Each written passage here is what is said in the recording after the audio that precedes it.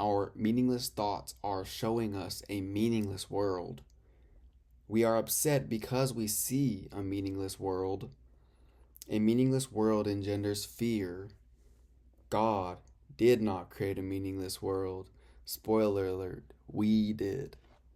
And our thoughts are images that me and you have made.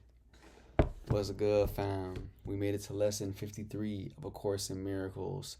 Today we will be reviewing lessons 11 through 15. And just a little recap from everything we've learned so far.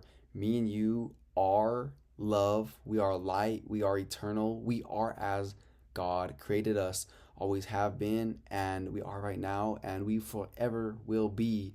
And not just me and you, but everybody. The person you dislike the most, the person you haven't forgiven, the people I haven't forgiven who I perceive to have done me so wrong. Every single one of us is the same at the very core of our being. We are love and light. We are all as God created us. And whenever me and you don't see that in somebody, we can't see that in ourselves as well. But today, me and you are here in that light, and I am reminding you of who you really are, and you are reminding me of who I really am. And doing that together makes me and you more powerful than when we are alone. Whenever we are asleep in this dream and we think we see a meaningless world, a fearful world, or a lackful world, or a precious world, any of those things that we think we see that either it appears bad or good, whether it is a world that we are afraid of or a world that we feel like we need to get it or else we're not enough. All of those are illusions that me and you, sons of God, have made to make that have been blocking us from seeing who and what we really are and the power that lies within us. But remember, God did not create a meaningless world. God did not create a fearful world, and so it does not exist, only in our minds. And right now, me and you are in the real world where we see everything for what it really is. We could go back to the beginning lessons. That mic does not mean anything. Nothing we see means anything. Lesson 2, we have given everything we see all the meaning it has for us. Lesson 3, nothing, we don't understand anything we see, and so on and so forth. And repeating these thoughts again may sound a little crazy at first. I'm pretty sure me and you have gotten over that that uncomfortableness. We've released that already because we understand that we are unlearning at this point everything that we have learned that's blocking us from perceiving the real world. Now, a meaningless world does not exist because God did not create a meaningless world. And this world that we live in is love. It's light and it's reflection of me and you. So we are not in this moment in the meaningless world. We are awake in the dream. We are in the real world. It's only whenever we are asleep, whenever we think we see a meaningless world, whenever we go throughout our life and it feels meaningless, like the relationships are shallow, conversations are not deep, like we are doing what we're doing for really no purpose at all. Those are the moments when you are asleep, and there is no need for that because you were created as God created you and always are. And it's only whenever we think we see a meaningless world when we are asleep to the truth of who we are. And that's something to be grateful about. That's something to appreciate, that we are all doing it to ourselves. Me and you are doing it to ourselves, and we can just as easily snap out of it, wake up in the real world, and be here in this instant where love and light is always at. This state of mind, like we talk about all the time, is always here for us at all moments in time. And it's only that whenever we are, like 15 states, making images, our thoughts are images that we have made. It's only whenever we are projecting images from within our mind on the world and we think we see something that simply is not there. Whenever we see fear or any form that fear may take, we are going to feel upset. And we are upset because we see something that is not there. Because if we were in that moment, enlightened and we were being the fullness of who we really are, we would feel joyful. And this work is great to do because this state of mind is what every single person wants. The only difference between most of the world and what me and you are here and doing here and now is that me and you know that we are cultivating this emotion from within, not even cultivating, but we are allowing this emotion to flow forth from us because it is natural, it is who we really are. And what happens with most of the world, and even including ourselves when we are asleep, is we are looking for conditions outside of us to change in order for this feeling to be produced. And that's a complete 180-degree way of going about things because who you are is love. And if you think that you need to find love by buying something or having a relationship or getting something out, what appears to be out there, then we are looking in the wrong place. So keep in mind that this state of mind, enlightenment, and being one with and a part of all that is, and having direct communication with our Creator, God, this is what every single person wants. Every single person, I promise you, this is all of our will because it is God's will that we are here in this state of mind. And our will and God's will cannot be separate. It's only whenever we are asleep that we believe we want something that is in opposition to God. But in that moment, we are really asleep. We are hallucinating and we are seeing something that is not there. And we are thinking we need that instead of what God can provide for us. And keep in mind, by the way, that all of this is going on beneath the surface. So we're all unaware of it. When we are asleep, we're not saying these words. We're not even thinking about God or our Creator or the source from which everything sprang forth from. We're not even aware most of the times that we are in worry or doubt or fear or lack. We are just perceiving a meaningless world and it feels so meaningless. And even that is unaware to us. We are just walking around like we're like getting tossed around like a leaf in the wind.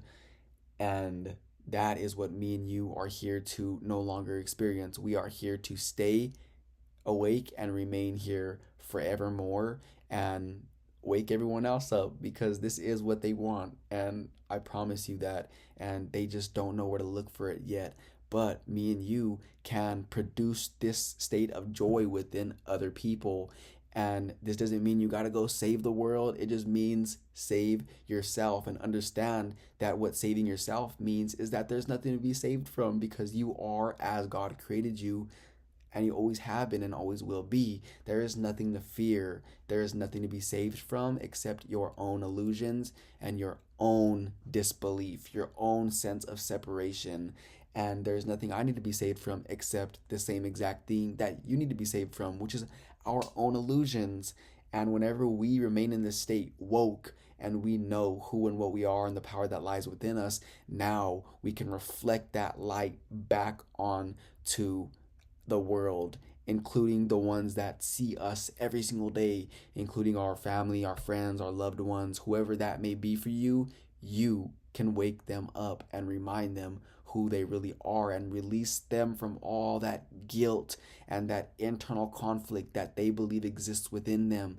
Remember, they are also, as you are, love and light, but they forgot that they are living in a meaningless world. They are asleep in the dream. They think they see something that is causing them upset when really they are seeing something that is not there because their thoughts are images that they have made, and they are fighting their own internal battles that they believe exists, and they are at war with themselves because one part of themselves is wanting this and the other part of themselves wants this. They are whole, one part of themselves, which is as God created them, which is who they really are, and the other part is that piece of the mind that wandered off and went on a little detour that me and you and A Course in Miracles call the ego, and it thinks your mom or your siblings or your anybody you know and love and care for thinks that they are the ego. They have created at a very young age, including me and you at a very young age, we have created this self that we put up and we project on the world, the ego. And we do that to feel protected, to feel safe. It's not really who we are. It's not as God created us. We created our own image of ourselves that we put on the world, kind of like an actor. Every single one of us does it. But whenever you release that image and all of the unnecessariness that comes with maintaining that image, and you're just being as you are, then this world is very free. It's free, and you get to be, do, and have whatever it is that you desire in this world, and there's nothing that can stop you, nothing that could cause unconditional and irrational emotions from bubbling forth, because you have removed all of that worry and doubt and fear. You have removed all of those beliefs that are a part of you still, that cause you to fall asleep. That is what me and you are here for, and we are reflecting that light back to our loved ones so that way they can be free from the hell that they have made for themselves. Remember, we are attacking ourselves whenever we perceive worry or doubt or fear. Those are attack thoughts. They do not really exist, because what God did not create does not exist. So let's go ahead and dive straight into, we'll begin with lesson 11, and then we'll go through lesson 15, and we'll talk more about this, but we're going to get a very great grasp of everything that we have been studying for the past 53 days. And this is just going to be like a cherry on top today. And we are finally going to see something that we haven't seen before, which is how bright the light is of this world. And that light is you. 11. My meaningless thoughts are showing me a meaningless world. Since the thoughts of which I am aware do not mean anything, the world that pictures them can have no meaning. What is producing this world is insane, and so is what it produces. Reality is not insane, and I have real thoughts as well as insane ones. I can therefore see a real world if I look to my real thoughts as my guide for seeing. So before we move on to 12, and by the way, like always, you got the book, pull up and read along with me. And if you don't got the book, the PDF is in the description, and it's more powerful if we read this and look at the words together, because we are actually able to see and activate and illuminate these words with our physical eyes. We are able to really absorb more of the original intention that was embedded in these words rather than just hearing me speak them. So it's always important to actually see what you're reading. But let's just go ahead and say one thing. I'm going to repeat this part. Reality is not insane, and I have real thoughts as well as insane ones. I can therefore see a real world if I look to my real thoughts as my guide for seeing. Now, again, me and you are as God created us still. We are whole, we are love, we are light. And whenever we feel joy and we feel at our best, we are experiencing that. And whenever we feel anything less than that, we have done something with this powerful tool of ours unknowingly that added resistance on the trail, not allowing the fullness of who we are to flow through. Now, what happens whenever that occurs is who we really are, which can never be diminished, but it can be made unaware. We can be unaware of it at any given moment in time, but we are as God created us. Whatever you want to call God, whatever resonates with you, just know that whatever we call that power that we are all emerging here forth from, that originated everything, what we call it will not change depending on the name we call it. So just know that that is truth, it is fact, it is something that is unalterable. And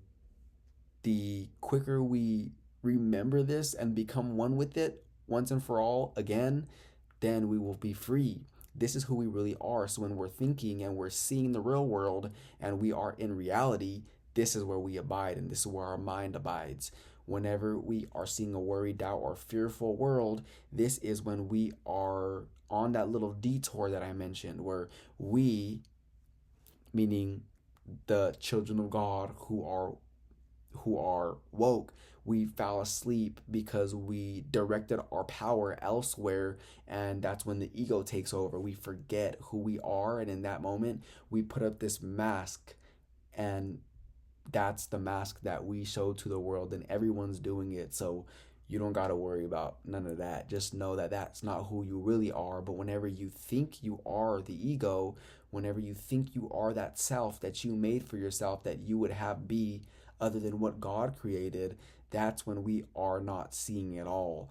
And whenever we take advice from people who are here with that mask on, or whenever we have that mask on, the ego, when we are identified with this body and we think that this avatar is who we really are, that's whenever we are asleep and we do things from that perspective. So we are asleep and we are insane in that moment. We are hallucinating, seeing something that we have made up in our mind. We're not really seeing what God created. So although who we really are has not changed, we in our minds think that it has, and we took a little detour. It's very similar to sleeping. Whenever you go to sleep, you dream, and although your physical body is in your bed sleeping with your eyes closed, your mind is wandering and it's going in this dream world. But whenever you open your eyes, you understand that none of that has occurred at all, and you were perfectly safe in your bed, and it was only those nightmares that may have been occurring to you while you were sleeping that felt so real at the time, but when you woke up you understood that they cannot harm you, because that's all they were, was nightmares in a dream that have no substance.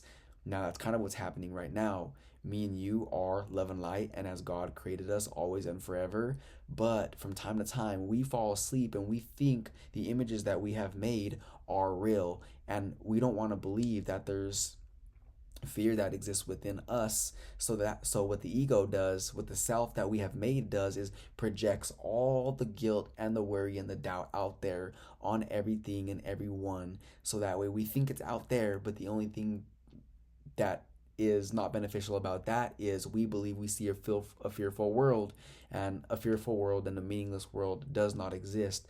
But we see that because we are perceiving that, because we are not as God created us in that moment. We are asleep and we're acting from the image of ourselves that we made apart from God. And that's good to know, because whenever you know that, now you know that if you look to your real thoughts as your guide for seeing, if you look to God as your guide, or the Holy Spirit, or your guardian angels, or whatever it is that you want to call who you really are, if you look to that for seeing, then you will be guided in the right direction, and you will know you're being guided in the right direction based off of the way you feel. Whenever you feel good, you are being and allowing who you really are to flow through fully, and whenever you are not being as you really are and you are acting from the state of mind that you have made apart from God, you go further and further and further down that road, and the further you go, it feels like impatience, it feels like irritation, and the further you go, anger, further you go, depression, further you go, powerlessness, and you could tug away so far from who you really are.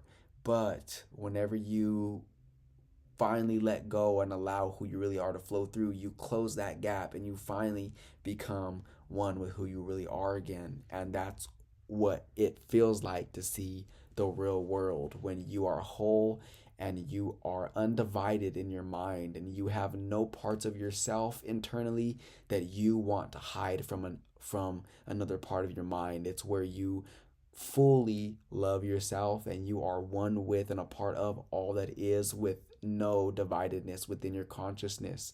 And one more thing before we move on to reading the review for 12 is that most people don't want to embark on a journey like the one me and you are doing, because it appears fearful to look at your illusions, and it really does, because I experienced that and you may have as well. But most people don't want to do this work that we're doing, because it's going to force you to look directly at that stuff that you don't want to look at within you, that you believe is there.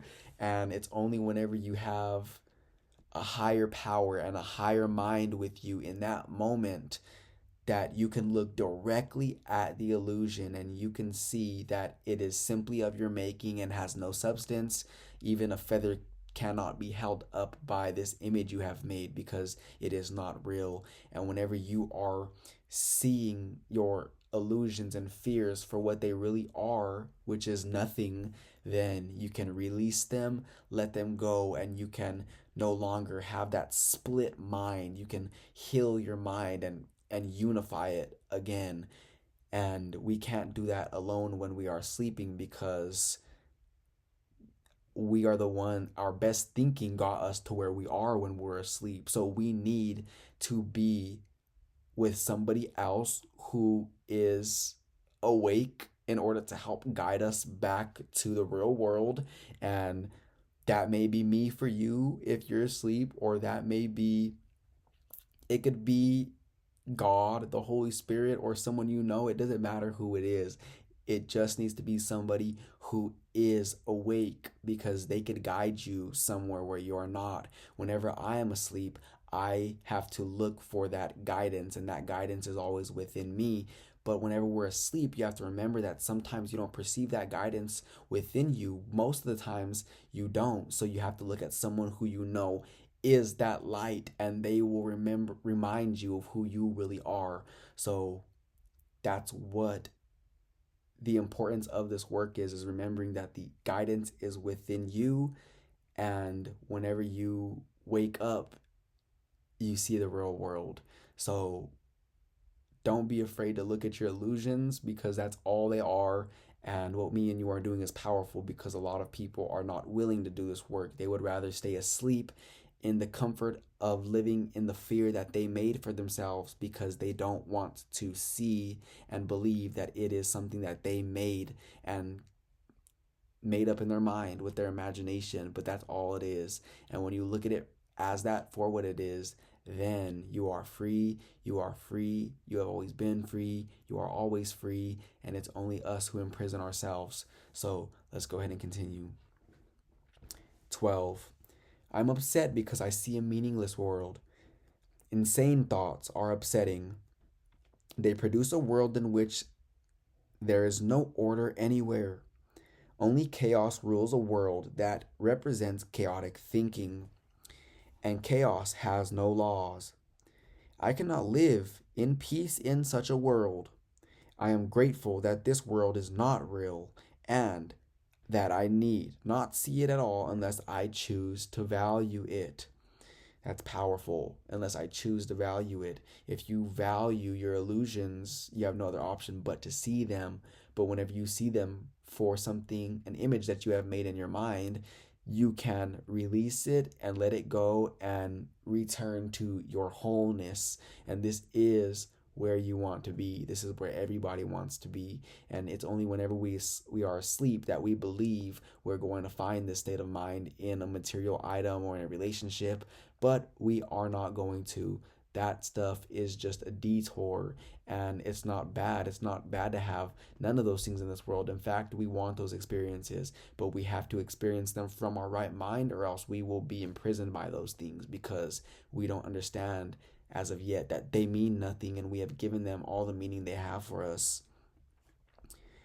I do not choose to value what is totally insane and has no meaning. 13. A meaningless world engenders fear. The totally insane engenders fear because it is completely undependable and offers no grounds for trust. Nothing in madness is dependable. It holds out no safety and no hope. But such a world is not real. I have given it the illusion of reality and have suffered from my belief in it. Now I choose to withdraw this belief and place my trust in reality.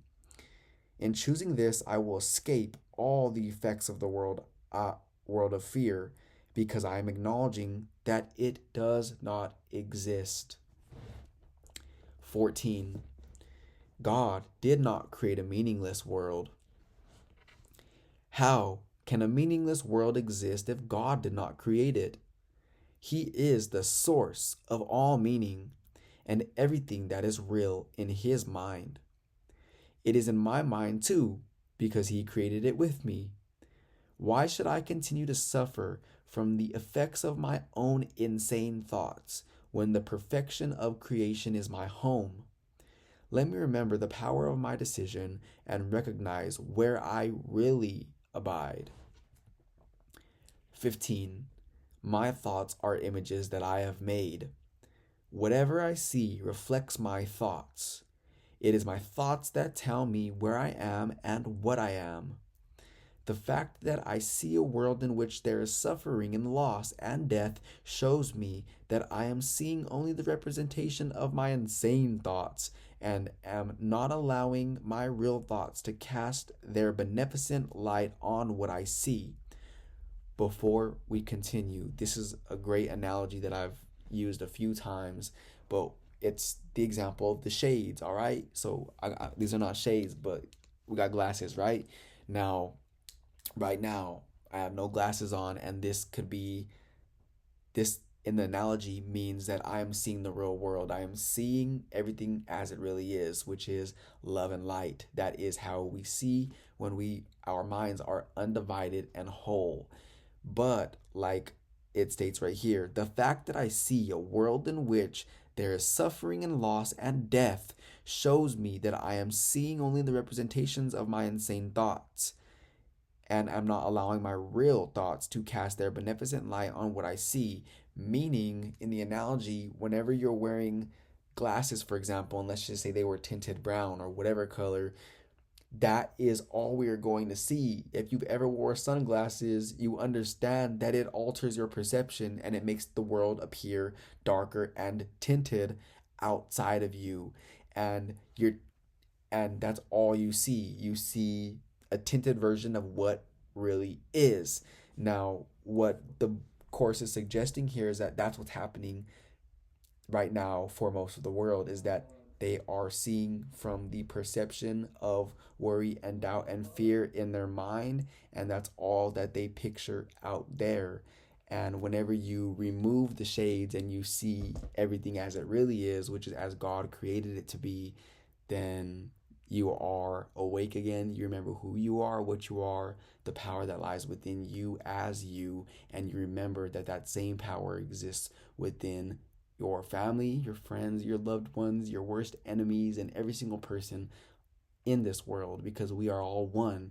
And although it may appear like me and you are very separate and different, depending on what we look like or what we're wearing or how we speak or gender or whatever, me and you are really very much the same and similar. And it's only these avatars that we have, these bodies, these appearances, that cause us to forget that me and you are one. God's way is sure. The images I have made cannot prevail against him, because it is not my will that they do so. My will is his, and I will place no other gods before him. Meaning, I will place the real world, I will place God and what God created, because that is what everything is, regardless of if we see it or not, and we will revert our attention in that direction. We will no longer give attention and place other gods before him, meaning that ego that I was telling you about, that self that we have made to make us feel protected and enough and present that image to the world of ourselves. We made that image of ourselves and we made it apart from God. Therefore, it does not exist. Only in our minds it does. And we place that above the real world. We are in our fear, our worry, and our doubt, and we value the self that we made, and we value the world in our mind that we made, that we would rather keep it and hang on and cling to that fear and the worry and the doubt and the judgments that we've laid upon everyone and everything. And we want to keep all of that, and we're doing this unknowingly, by the way, because we don't understand that our true will, if we were awake, is God's will. We forgot that, and we are placing this image before the image of who we really are. So that was a review of lessons 11 through 15. Let's take another good moment today to reread this slowly, to really receive the intention behind the words on the page. And we will come back tomorrow for lesson 54 and wake up again, or we will meet again and we are already woke. Regardless of what happens, we will be woke. And every single day we practice that wokeness until we no longer have to practice no more, because it is who we are once and for all again.